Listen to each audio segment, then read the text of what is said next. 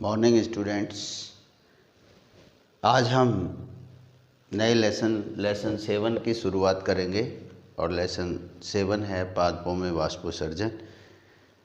देखो बेटा, वाष्पोत्सर्जन क्या है आप सभी जानते हैं। पादप के वायवीय भागों द्वारा जो अवशोषित जल है उसके अधिकांश मात्रा को वाष्प के रूप में त्यागना ही वाष्पोत्सर्जन कहलाता है। क्या बताया बेटा? पादप के वायवीय भागों द्वारा जल का वाष्प के रूप में बाहर निकलना या त्यागना ही वाष्पोत्सर्जन कहलाता है। अब देखो बेटा, वाष्पोत्सर्जन की जो क्रिया है पर्ण में उपस्थित रंध्रों द्वारा होती है। अब देखो बेटा, ग्रीष्म ऋतु में पादप अवशोषित जल का 90 से 99% भाग वाष्प के रूप में त्यागते हैं।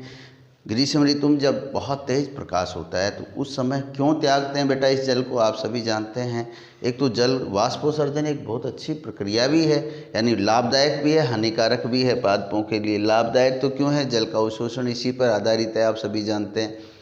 दूसरा, ग्रीष्म ऋतु में पादप अपने आप को नम बनाने के लिए भी वायवीय भागों से जल को वाष्प के रूप में त्यागते हैं, अन्यथा उनकी पत्तियां मुरझा जाएंगी, वो नष्ट हो जाएंगे। इसलिए वाष्पोत्सर्जन उनके लिए लाभदायक। हानि क्यों है बेटा, आप सभी जानते हैं अधिकांश जल वाष्प के रूप में निकल जाता है, इसलिए जल की कमी आ जाती है भूमि में। वाष्पोत्सर्जन एक जैविक क्रिया है। क्यों? क्योंकि ये रंध्रों द्वारा होती है और रंध्र कोशिकाएं जीवित होती हैं। वाष्पोत्सर्जन एक जैविक क्रिया है जिसमें पादप कोशिकाएं सक्रिय रूप से भाग लेती हैं। ठीक है बेटा। अब है, यदि वाष्पोत्सर्जन के हम टाइप्स देखें तो रंध्रों के आधार पर ही है एक तरह से। तो टाइप्स देखें तो वाष्पोत्सर्जन के 3 प्रकार हैं: रंध्रीय वाष्पोत्सर्जन, उपत्वचीय वाष्पोत्सर्जन और वात रंध्रीय वाष्पोत्सर्जन। देखो बेटा, रंध्रीय वाष्पोत्सर्जन, ये रंध्र पाए जाते हैं किसमें? पत्ती में। तो पत्तियों के में उपस्थित रंध्रों द्वारा जब वाष्पोत्सर्जन की क्रिया होती है तो उसे हम रंध्रीय वाष्पोत्सर्जन कहते हैं। और ये कितना होता है बेटा? 50 से 97% तक होता है। दूसरा, उपत्वचीय वाष्पोत्सर्जन, कुछ पादपों की जो एपिडर्मिस होती है उसके बाहर की ओर उपत्वचा पाई जाती है, उपत्वचा पाई जाती है, कोई आवरण पाया जाता है कि बाह्य लेयर के रूप में उपत्वचा पाई जाती है। और इस उपत्वचा बीच बीच में से क्या होती है बेटा? कटी फटी होती है। उन स्थानों से यदि वाष्पोत्सर्जन होता है तो उसे हम उपत्वचीय वाष्पोत्सर्जन कहते हैं। और ये 3 से 10% तक होता है। कहाँ पाई जाती है?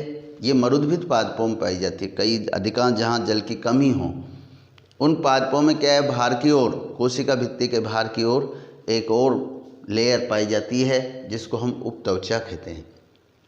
कुछ पादपों में क्यूटिकल पाया जाता है, आवरण, क्यूटिकल का आवरण, मोम का आवरण, तो वो भी कहीं से बीच बीच में कटे हुए हों तो उन स्थान से होने वाला वाष्पोत्सर्जन क्यूटिकुलीय वाष्पोत्सर्जन कहलाता है। तो हमने क्या कहा कि उपत्वचा पाई जाती है जिससे जल की हानि नहीं होती है, लेकिन ये भी बीच बीच में से कटी फटी होती है। उन स्थानों से होने वाला वाष्पोत्सर्जन उपत्वचीय वाष्पोत्सर्जन कहलाता है। इसकी मात्रा 3 से 10% है। वात रंध्रीय वाष्पोत्सर्जन की बात करें तो वात रंध्र तने में पाए जाते हैं, ध्यान रखना, पहले भी आया था 11th में।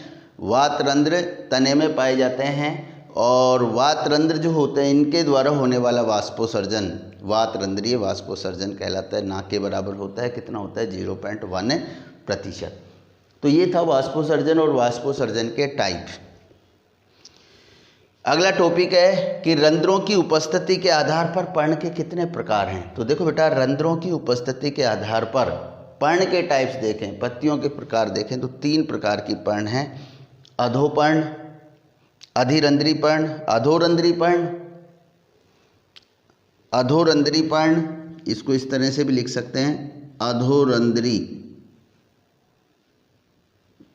अधोरंध्री पर्ण यानी वे पर्ण जिनकी निचली सतह में रंध्र उपस्थित होते हैं उन्हें हम अधोरंध्री पर्ण कहते हैं।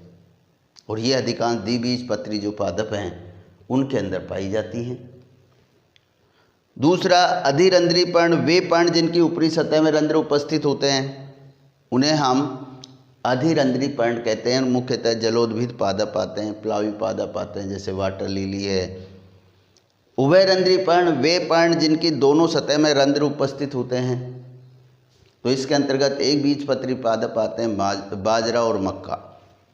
दोबारा ध्यान दो, रंध्रों की उपस्थिति के आधार पर यदि हम पर्ण के टाइप्स देखते हैं तो पर्ण के 3 प्रकार हैं, अधोरंध्री पर्ण, अधिरंध्री पर्ण, उभयरंध्री पर्ण। अधोरंध्री पर्ण वे पर्ण जिनकी निचली सतह में रंध्र पाए जाते हैं, अधोरंध्री पर्ण कहलाती हैं, जैसे द्विबीजपत्री पादपों की पर्ण। अधिरंध्री पर्ण वे पादप जिनकी ऊपरी सतह में रंध्र पाए जाते हैं, उन्हें हम अधिरंध्री पर्ण कहते हैं, जिसमें जलोद्भिद पादप आते हैं, जल में रहने वाले पादप आते हैं। उभयरंध्री पर्ण जिनकी दोनों सतह पर रंध्र उपस्थित होते हैं, उन्हें हम उभयरंध्री पर्ण कहते हैं, जैसे बाजरा और मक्का एक बीजपत्री पादप। तो ये था आज का topic. Thanks, have a nice day.